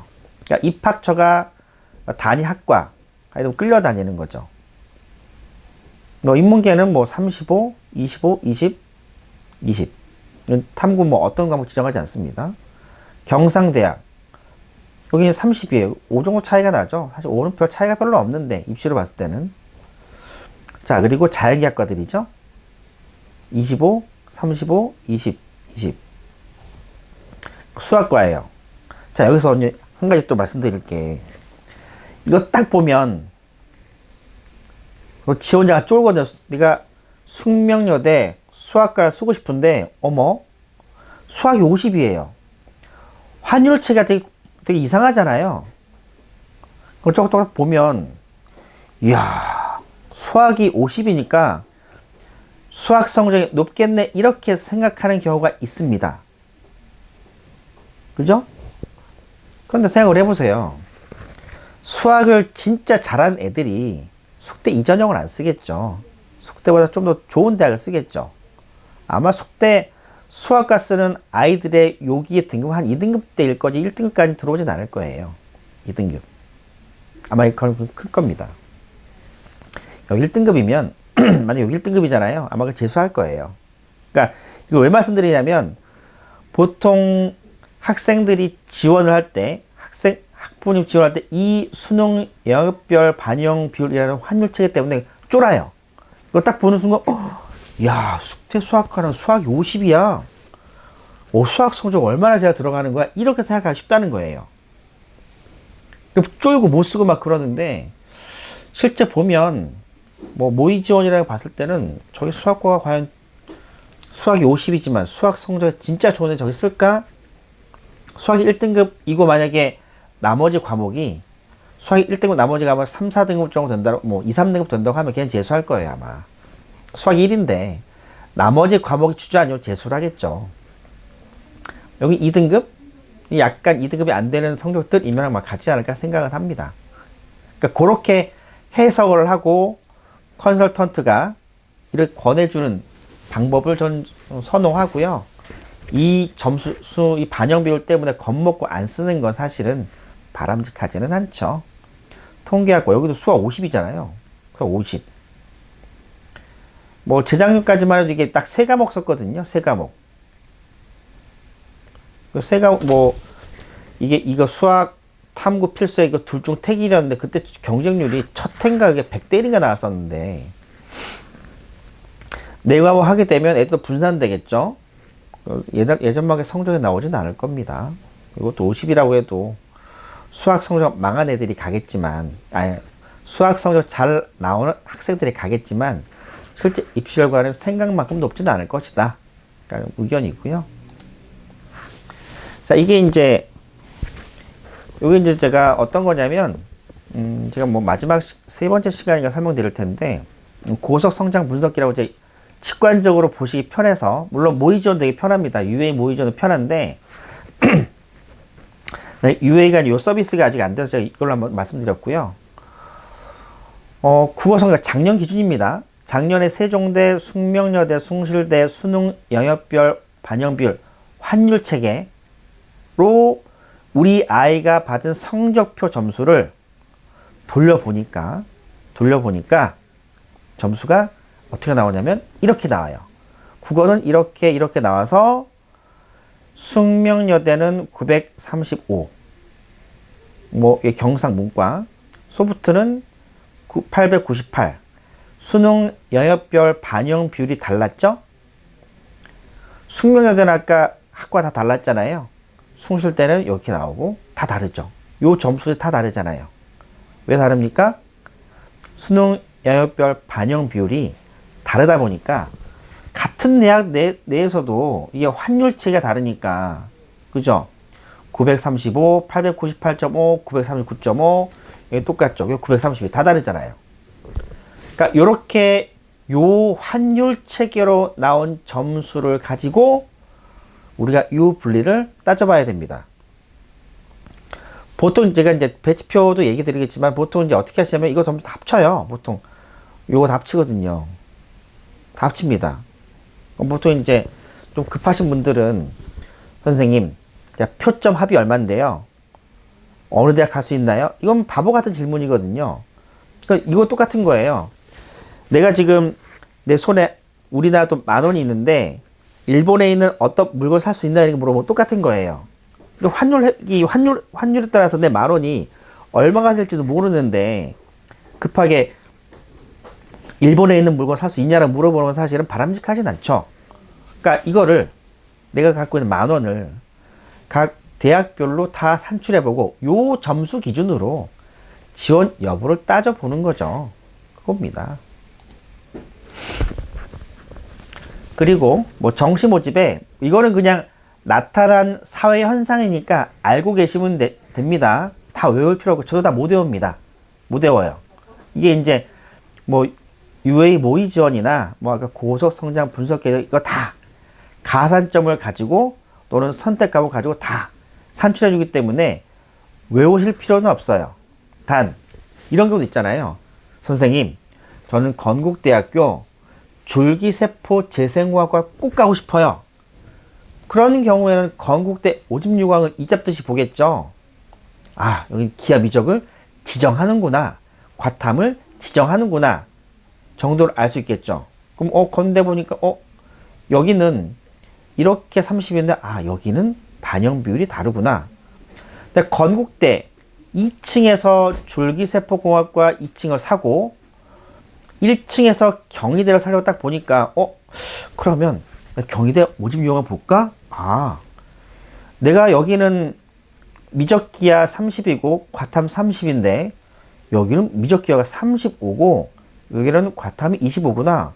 경희대는 건대보다 수학 비율이 좀 높구나. 이런 식으로 이해하시면 되지. 전과 다 못 외웁니다. 보통 애들이 가구, 그러니까 1층에 한 개, 2층에 한 개, 3층에 한 개 쓰니까 보통 이 모집요강을 모집요강이라는 게 사회현상이니까 나왔던 것들을 쭉 살펴볼 때 가군에 두세 개 정도 대학, 나군에 두세 개 정도 대학, 다군에 두세 개 정도 대학 정도를 수능 영역별 반영 비율이라는 환율 체계를 보고 어떤 과목이 지정되는지, 우리 아이가 지원할 수 있는지 그 정도를 확인하는 정도 있지, 이거 어떻게 다 외웁니까? 저도 못 외워요. 그리고 선택 과목을 지정하는 대학들은 보통 좋은 대학들이 많아요. 좋은 대학들. 쉽게 말해서 서울 쪽에 있는 대학들. 대부분 지정합니다. 지정해요. 근데 그러니까 경기권만 가게 되면 지정하는 경우는 별로 없습니다. 그리고 지방에 내려가게 되면 지방 대학들도 지정하진 않습니다. 대부분 그냥 어떤 과목이든 수학 같은 경우에 미적기하 확통 뭐래도 관계없고 사탐 과탐에도 관계없습니다. 왜? 이제 선호도가 많이 떨어지는 대학들, 애들이 잘 안 찾는 대학들, 1층, 2층, 3층에서 조금 소외된 대학들 같은 경우에는 과목을 지정해버리면, 즉 학생들한테 살 수 있는 지원 자격을 제한해버리면, 이게 보통 선택 과목이라는 게 살 수 있는 지원 자격을 제한하는 거거든요. 예를 들어서 너 5천원짜리 2개가 있어야 돼, 이런 식이에요. 1,000원짜리 5개인데 안 돼, 너는 5천원짜리 2개가 있어야 돼, 이런 식으로 살 수 있는 기회를 제한해버리게 되면 제한해버리게 되면 지원자가 줄겠죠. 또 이런 대학들은 그렇게 제한해도 관계없어요.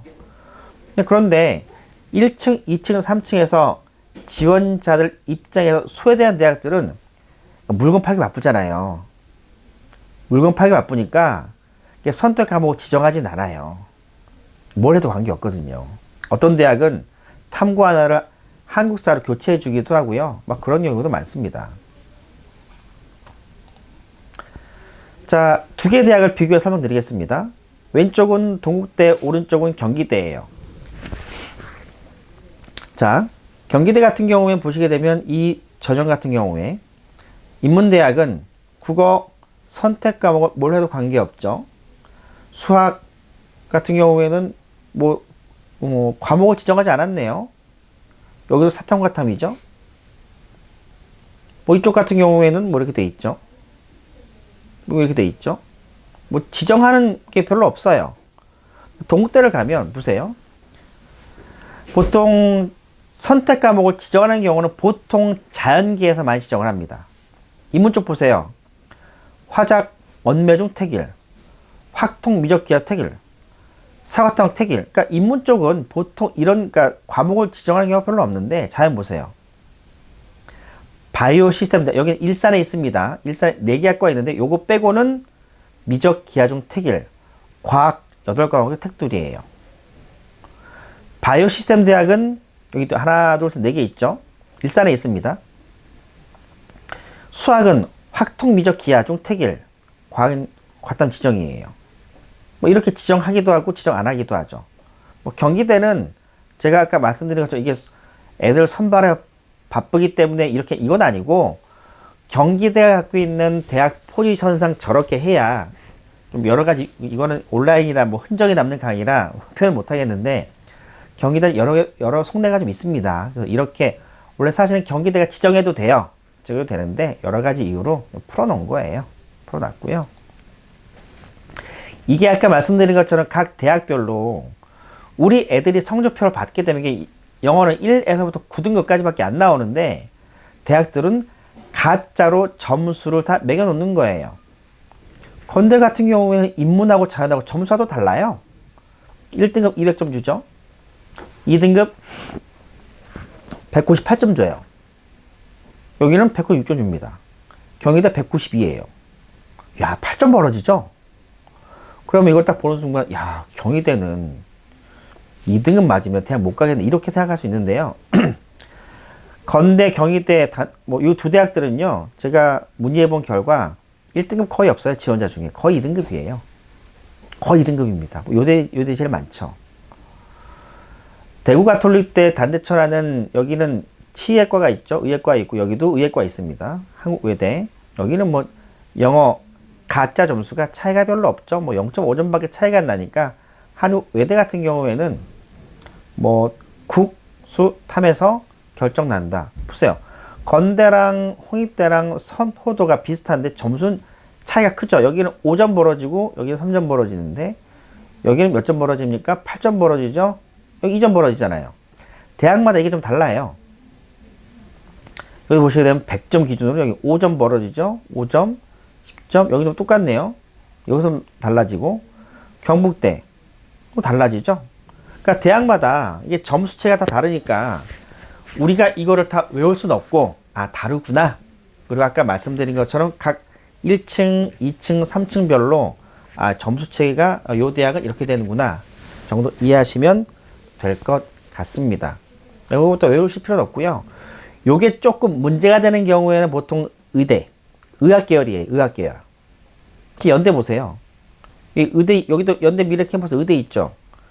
영어 2등급 받게 되면 5점 벌어지잖아요. 5점 벌어지게 되면 국어랑 수학 점수 봤을 때 거의 한 등급 정도 밀리는 거예요. 저게 지금 5점 벌어지니까 그러니까 의대 가려는 애들이 국어 수학 잘 봤는데 영어가 2등급 맞았다. 야, 그럼 연대 같은 게 못 쓰는 거죠. 연대 같은 게 못 쓰는 거죠. 연대 미래 같은 경우에는 못 씁니다.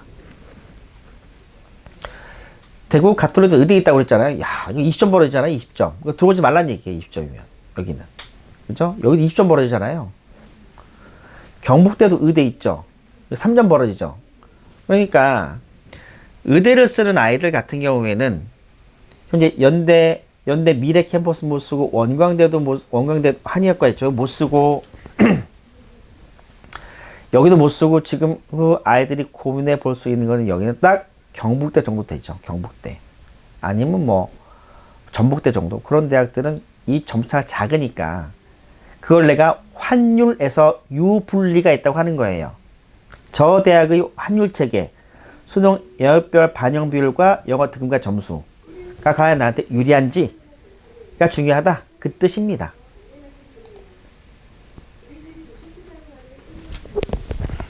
자, 그 영어 1등급, 2등급 제가 한번 해봤습니다. 국어 수학이 다 좋아요.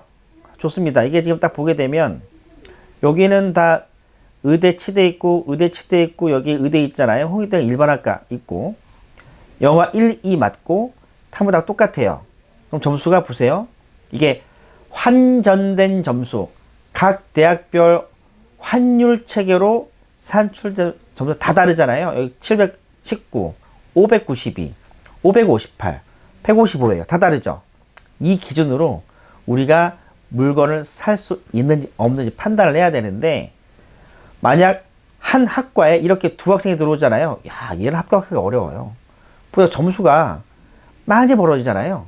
그게 많이 벌어지죠.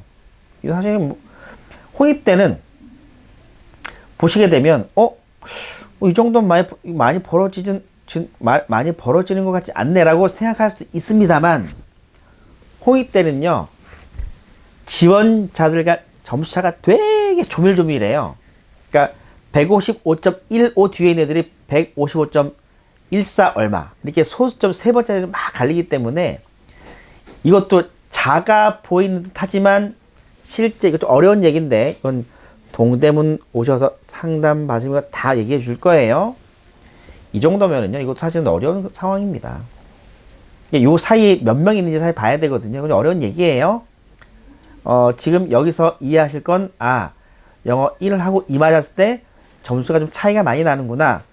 홍익대는 많이 차이가 나지 않는 것 같은데 이 앞에서 떠드는 저 사람은 쉽지 않다고 얘기하는구나. 이 정도까지만 알아두시면 좋을 것 같습니다.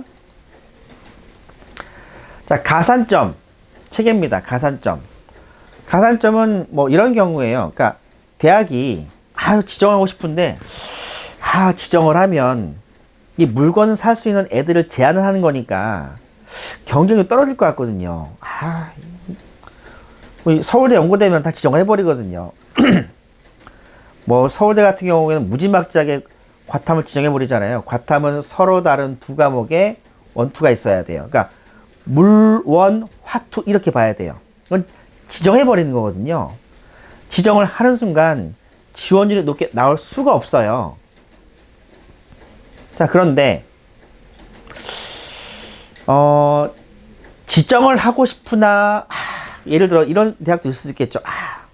우리 대학이 수학에 자연계인데 미적 기하를 지정하고 싶은데 지정하면 애들이 안 쓸 것 같은데 어떻게 합니까? 그래, 꼼수를 써볼까? 아니면 미적 기하는 아이들한테 뭔가 어드밴티지를 줄까? 라고 했을 때 나오는 게 가산점이에요. 가산점. 미적 기하 보는 애들한테 점수를 좀 더 줄 거야. 니들은 좀 유리하게 해줄게. 명색이 자연계인데 미적 기하 과탐을 하게 되면 우리가 점수를 더 줄 거야. 이거죠. 자, 충남에 있는 한국기술교대 같은 경우에는 기하를 하게 되면 가산점을 줍니다. 서울여대도 기하를 하게 되면 가산점을 주고요. 충북 중원대도 기하를 응시하면 가산점을 줍니다. 자, 미적 기하를 모두 주는 대학들은 뭐 건대 클로콜도 있고 가천대도 있고 교대도 있고 막 그래요. 뭐 안양대 강화 캠퍼스도 있고요. 여기 강화 캠퍼스 꽤 멀어요. 강화도 입구 쪽에 있습니다. 인천 가톨릭대도 있고 인천 가톨릭 캠퍼스 2개입니다. 강화도에 있는 건 신학부고요. 송도 쪽에 있는 건 일반 학과들이에요. 한국 상계대 있고 이런 대학들이 가산점이 좀 있죠. 이 가산점 알고 있는 그러니까 저 대학은 가산점을 주고 있구나 그 정도. 저도 다 못 외워요. 이거 다. 저는 이거 표로 그냥 상담할 때 표로 출력해서 표로 붙여놓거나 해서 하지 이거 다 못 외웁니다. 이런 대학들이 가산점을 주는구나. 그럼 우리 애가 미적 기하 봤는데 가산점을 얻을 수 있겠구나 이 정도만 알고 계시면 됩니다. 앞에 말씀드린 것처럼 응시하는 과목을 지정할 수도 있고 응시하는 과목에 대해서 가산점을 줄 수도 있습니다. 대학의 재량이죠. 그래서 각 대학마다 환율 체계가 다 다르다고 하는 거예요. 수능 영역별 반영 비율도 다르고 지정한 것도 다르고 가산점도 다르고 영어 1에서부터 9 등급까지 가짜 점수 다르고 이래서 각 대학마다 환율 체계가 다르니 우리의 국어, 수학, 탐구 이 4개 점수 합쳐가지고 우리 아이 점수가 뭐 390점인데 어딜 가 이렇게 물으면 큰일 납니다. 말씀드렸잖아요. 건대 글로컬 같은 경우에 가산점이 보이죠? 가산점. 영어 등급별 환산표가 보이고요. 여기 한 과목 있고 미적 기하 가산점이 있죠. 그래서 학생 A, B를 제가 한번 해봤습니다. 수가의 작년 기준으로 수가의 과탐이 점수가 얘는 950점이 나오고 얘는 수나 사탐이 880점이 나옵니다. 이렇게 가산점 받게 되면 내가 환율상 좀 더 유리하다, 높은 점수가 나온다 이 뜻이에요. 지금 앞에서 했던 얘기 똑같이 반복되는 게 대학별 산출 점수, 즉 그러니까 환율 체계에 의해서 난 점수입니다. 환율이죠. 다 다르잖아요. 아래 학생 죄송합니다. 죄송합니다. 작년 기준으로 너무 죄송해요. 작년 기준으로 요 학생이 각 대학별 환전된 점수 체계를 보게 되면 다 다르잖아요. 이걸 기준으로 합불 여부를 따져본다 이 뜻이에요. 그러니까 3개 대학 비교해 봤습니다. 이게 환전 체계가 다 다르죠. 여기는 한국사가 빠져 있고요. 만점 체계도 달라요. 그 점수 다 다르죠. 그렇죠? 그래서 가상의 작년 기준 점수로, 왜냐면 작년이 지금 예를 들 게 좀 많아서 해봤습니다. 해보니까 똑같은 성적인데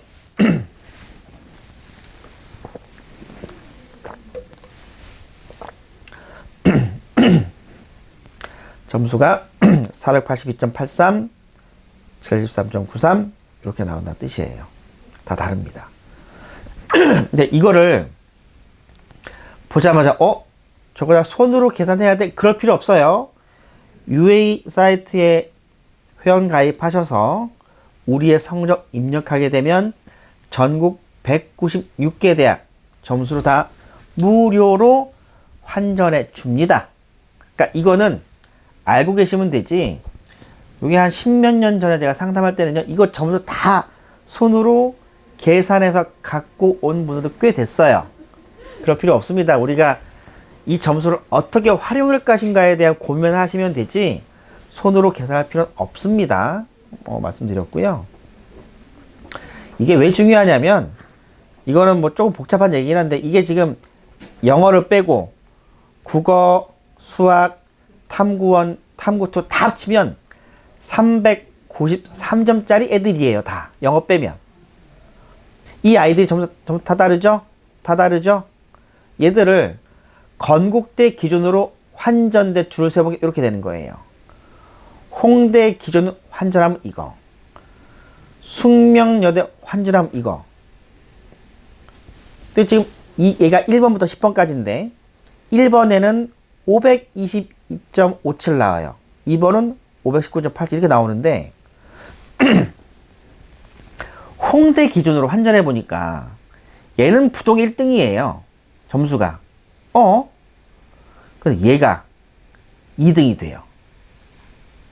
얘가 2등이 됩니다. 이 아이가 홍대 환전 체계로는 점수가 잘 나오는 거예요. 얘가 3등이 되는 거고요. 숙명여대는 더해요. 얘가 숙명여대 기준으로 2등이고요. 저 밑에 있던 애가 3등이 됩니다. 그러니까 얘는 점수는 좋은 것처럼 보이는데 환전을 해보니까 점수 쭉 밀리는 거죠. 이 점수 체계는 건대 기준으로 줄 세워온 겁니다. 그래서 각 대학마다 환전된 점수 체계가 달라서 내가 어느 곳에 가서 물건을 사느냐에 따라서 점수 체계가 다르니까 요 기준대로 우리가 살 수 있는지 없는지를 따져 본다. 그런데 이 점수는 우리가 손으로 계산하는 것이 아니라 UA나 뭐 다른 곳에서 산출해 준다. 우리는 우리 아이의 점수가 대학마다 다 달라지는구나. 이것만 알아도 우리가 상담할 때 많은 도움 됩니다. 그래서 아까 이제 모의 지원도 이런 체계로 가는데, 요거는 첫 시간에 제가 우리 아이의 성적표를 보게 되면 표준 점수 100분위 등급 점수가 3개가 나오잖아요. 어떤 대학들은요, 등급만 가지고 점수 체계를 만드는 대학들이 있습니다. 가장 대표적인 대학이 평택대예요. 근데 그 대학 말고 거의 쓰진 않고요. 어떤 대학은 100분위만 활용을 해요. 그런 대학은 보통 숙명여대입니다. 어떤 대학은 우리 대학은 국어, 수학은 표준 점수 쓰고 탐구는 100분위를 반영하자 이거예요. 그러면 아까 나왔을 때 표 플러스 100이라는 표현을 씁니다. 그러니까 그 입시 자료집에 그렇게 나온 경우가 있어. 표 플러스 100이 뭐야? 국어, 수학은 표준 점수, 탐구는 100분위. 그러니까 우리가 그거는 이렇게 반영되는구나 만 알아두시면 되고, 우리는 손으로 계산할 필요는 없습니다. 네, 그 얘기고요. 요거까지만 할게요. 지금 강의 끊어지니까 강의 중에는 이 채팅창으로 질문을 안 해주면 좋겠어요. 죄송합니다. 끊어지기 때문에. 탐구 영역이 과목별 유불리가 있어서 이게 대학들이 이제 조금 지나게 되면 탐구 영역 점수를 조금씩 보정을 해요. 그러니까 물리가 쉬운데 만점 받았어. 과학이 쉬운데, 그러니까 화학이 쉬운데 만점을 받았어. 그러면 쉬운 과목에서 만점 받은 아이랑 어려운 과목에서 만점 받은 아이랑 점수가 다른데 이게 유불리가 존재하잖아요. 그 대학들이 야, 이거는 좀 안 될 것 같으니까 이거를 각 대학들끼리 어떻게 하냐면 보정을 하자. 그래서 변환 표준 점수라는 걸 탐구에 반영하는 경우가 있습니다. 또 일부 대학들은 국어 수학에 반영하기도 해요. 이거 좀 어려운 얘기입니다. 각 대학이 환율 체계에서 좀 일부 대학이 이렇게 반영한다. 이렇게 보시면 되고요. 그렇게 100분위를 쓰든 표 플러스 100을 하든 그 등급을 쓰든 그 점수를 가지고 각 지원자들의 국수 영탐 성적에 맞춰서 쭉 산출된 점수들이 이거예요. 환전된 점수들이 이거고 이거에 따라서 요 점수, 이 아이의 환전된 점수가 이거니까 너는 합격, 얘는 불합격, 이거예요. 다음 페이지. 네. 이렇게 해서 지금 요 과정까지 설명하려고 제가 환전 체계도 얘기했고요. 국수영탐 반영 비율도 얘기했고 영어 급간 차이도 얘기했습니다. 그러니까 우리 아이 성적표 딱 더해서 합불 여부를 알 수가 없어요.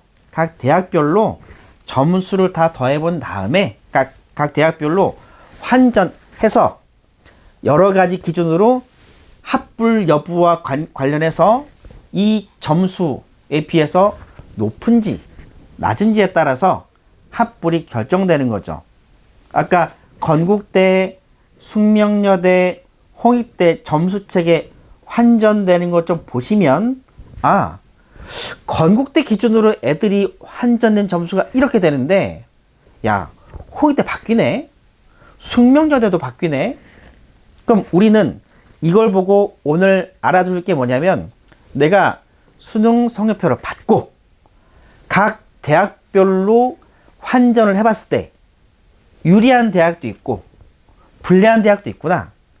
그래서 우리가 그 성적표 받은 다음에 UA 모의 지원 들어가 보시게 되면 각 대별 전부 다 산출해 주거든요. 그러면 여기는 유리하구나. 여기는 우리 아이가 좀 탐구 영역 유불리 때문에 어떤 대학은 변환 표준 점수라는 걸 쓰다 보니까 여기는 유리해진 것 같아. 요 대학은 등급 쓰니까 우리 아주 유리하네. 이런 식으로 유불리가 갈립니다. 그래서 오늘 제가 길게 설명드렸는데 결론 딱 하나예요. 우리 아이의 성적표를 각 대학별로 환전한 다음에 유불리를 따져본다. 그래서 우리가 컨설팅을 받을 때 앞에 있는 사람이 막 얘기하는데 저게 우리 아이 성적을 각 대학별로 환전해 준 다음에 유불리를 따져주는구나. 또는 어디 이상한 데 가보시게 되면 환전하지 않고 상담하는 분들도 계시거든요. 그럼 위험하죠. 그래서 그 얘기들을 제가 오늘 길게 드렸습니다. 아닙니다. 괜찮습니다. 그래서 제가 강의는 마치겠고요. 질문을 지금 찾기 힘들어서 제가 2회차 강의 마치겠고 3회차 다음 주 화요일 날 다시 또 뵙도록 하겠습니다. 수고하셨습니다.